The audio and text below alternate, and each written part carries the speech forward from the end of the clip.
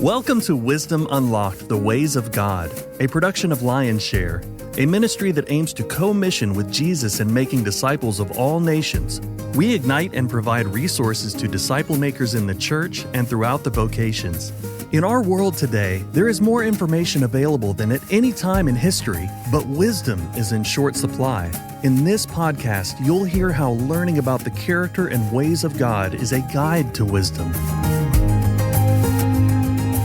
Hello, everyone, and welcome to a new season of Lion's Share Leadership Group's podcast. I'm Sonia Beerson. This season, we're talking about seasons, the seasons of life. As we get older, the seasons we've lived through become clear. Sometimes it's based on age. Other times, it's based on something we've walked through. Maybe both. We must always remember that God's plans for our lives are purposeful. From birth to final breath, He calls to us, inviting us to step into the good works He prepared in advance for our lives. Through the years, He cultivates our gifts, strengthens us through challenges, teaches us through relationships, and encourages us with opportunities. No season is wasted. When we take the time to look for God's hand on our lives, we gain wisdom and appreciation for His plans.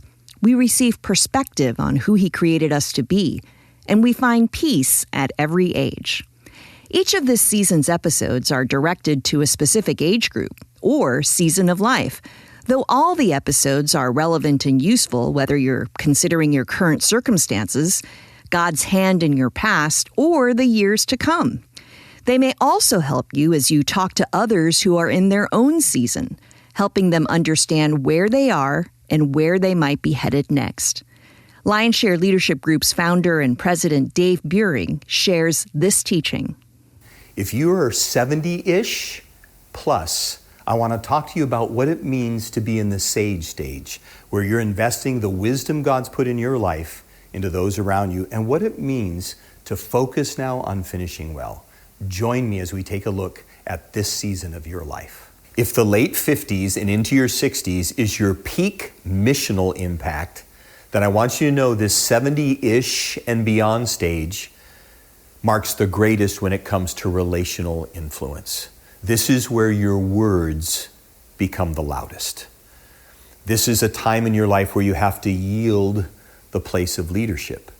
And this can be hard if we haven't had our identity secured in Jesus and our identity has become attached to a title or what we do.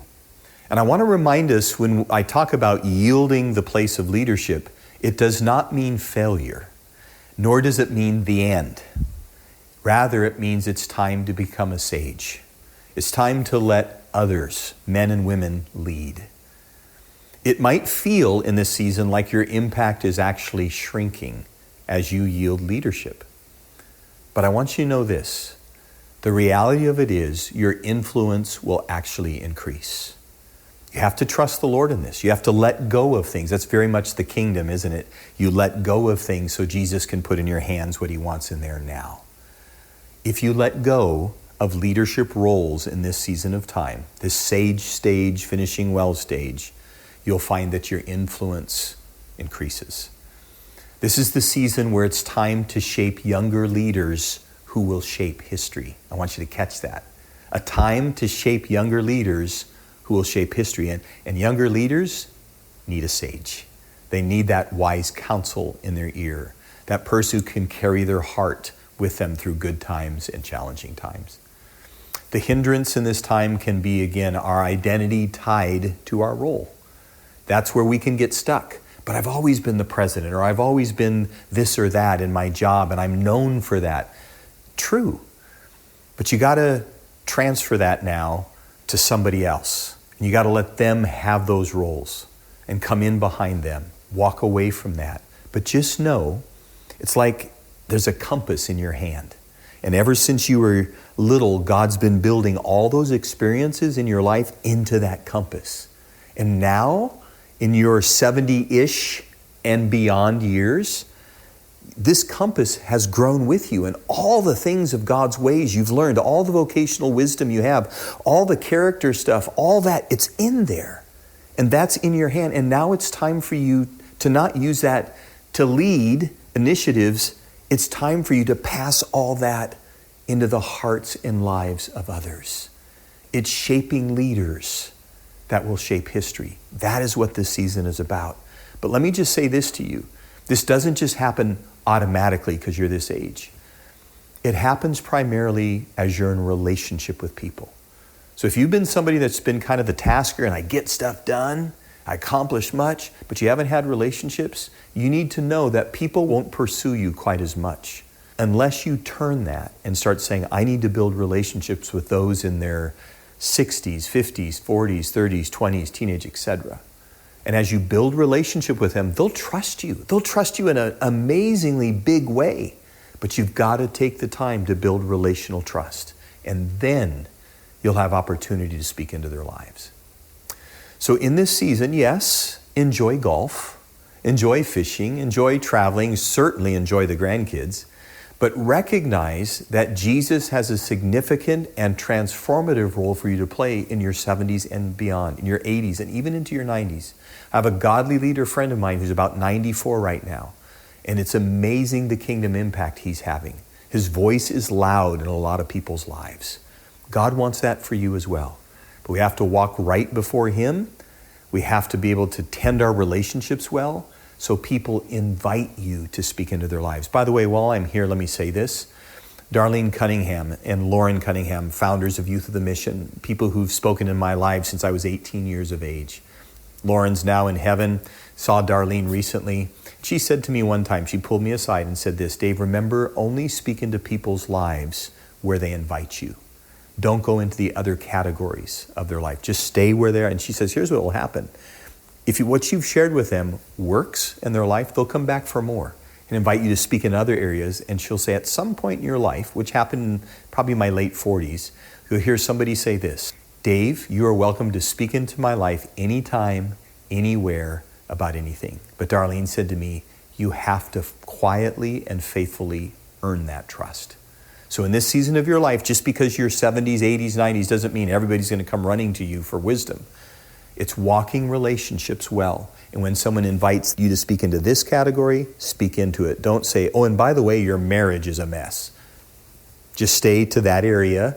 But guess what? As they see the fruit coming from the wisdom you passed on, they're going to invite you into other areas. So just a little wisdom there as you walk this scene. Even at this age, our lives still revolve around advancing Jesus' kingdom and glorifying His name. It just ends up being, instead of leadership initiatives and tasks, it's more about investing in people. So here's some things you might want to consider. Ask this question. Who has God given you favor with?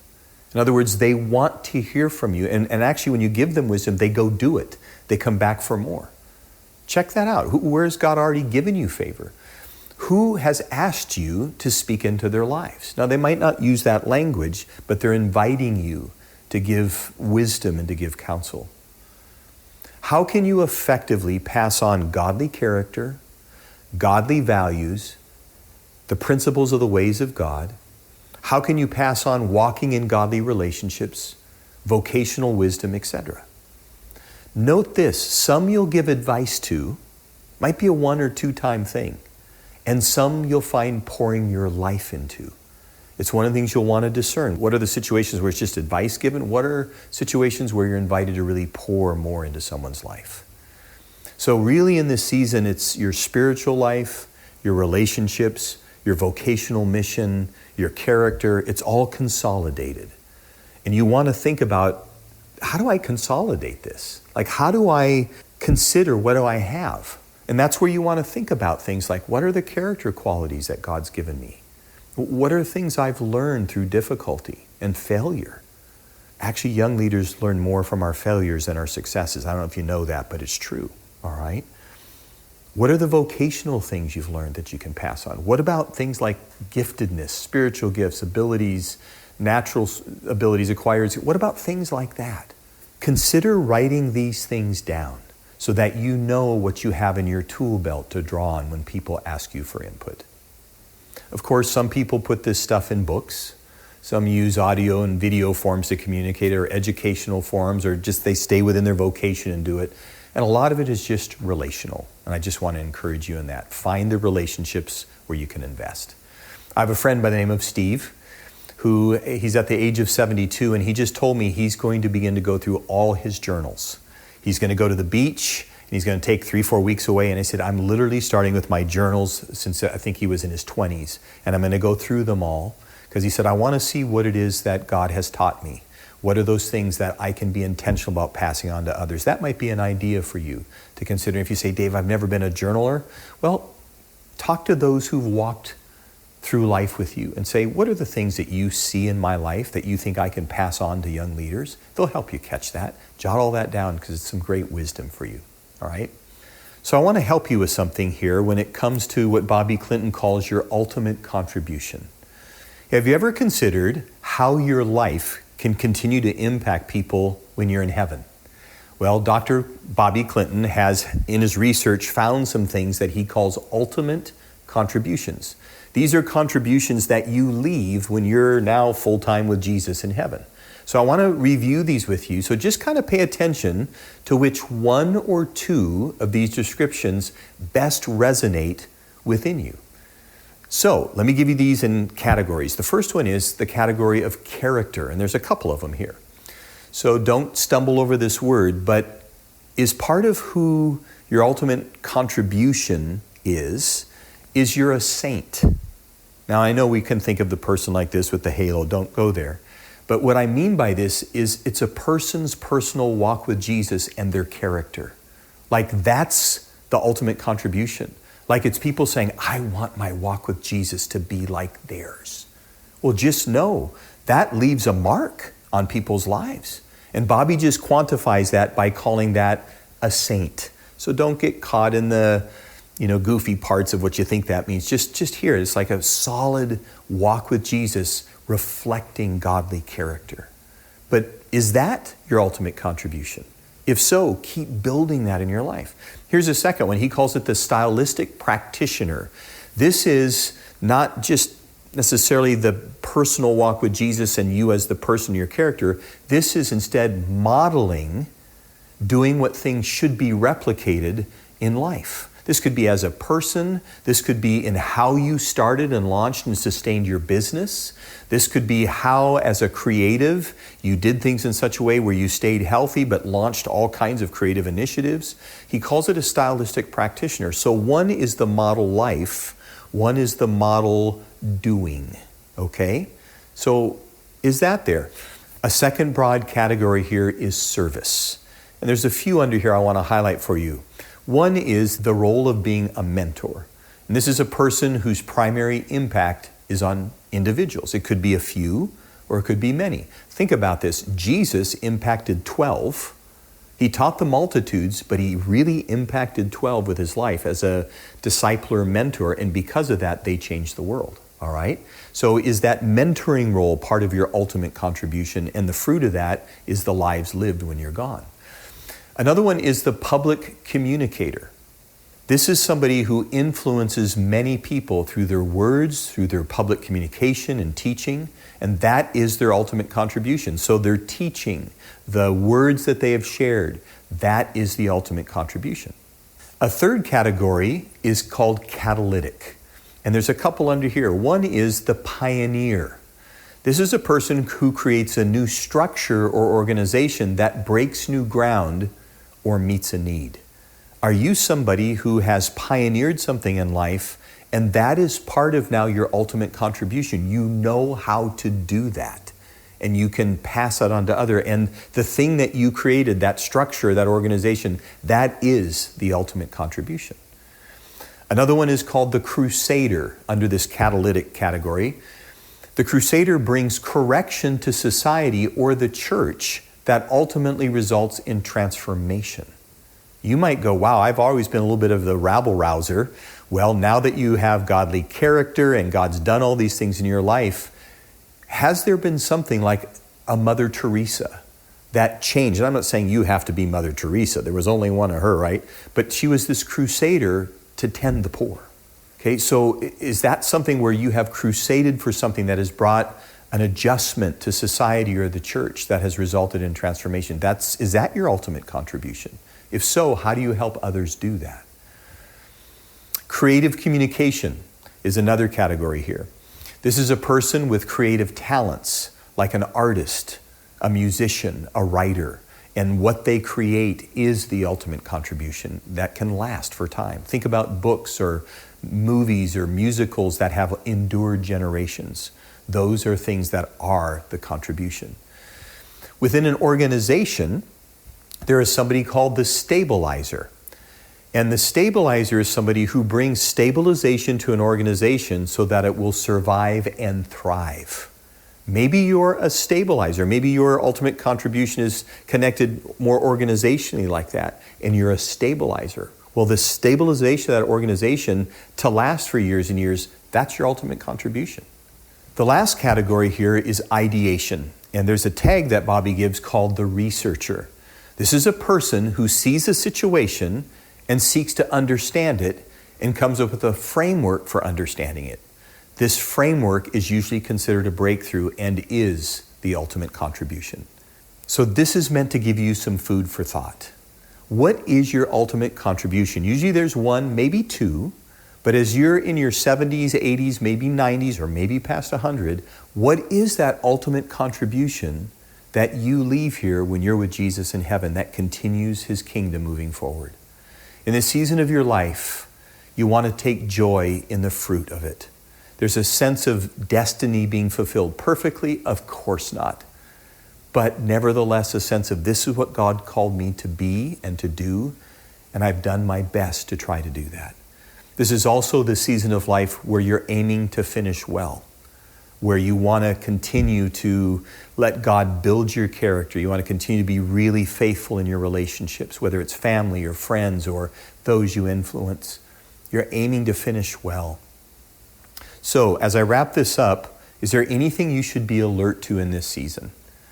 I would say a couple of things. The first one is this: the need to let go of roles and titles so that you can have more time to invest in people younger than you. That's a stumbling block for people at this age. If they haven't turned something over already, it can become difficult for them because they're identifying with the title, they're identifying with their past. All that's built into your compass. You don't have to worry, it's not going away. The role may go away, the functionality of it, but the experiences that you've had with it, it's all built into the compass that you carry forward with you and you draw wisdom of the ways of God from. It's rooted in your life, it's rooted in the scriptures, it's rooted in the character, it's the testings. It's an amazing thing that God's given you. If you have the time to get into our bonus material, you're going to learn more about some of these things of finishing well, hindrances to finishing well, enhancements to finishing well. So in this season of life where that's what it's all about, I just want to encourage you to dive into that bonus material. It'll be a help to you. Wisdom Unlocked: The Ways of God is a production of Lionshare, a ministry that ignites and provides resources to disciple makers in the church and throughout the vocations. To learn more about what we do and how we can help you, please visit lionshare.org. You can also follow us on Facebook, Instagram, and Vimeo.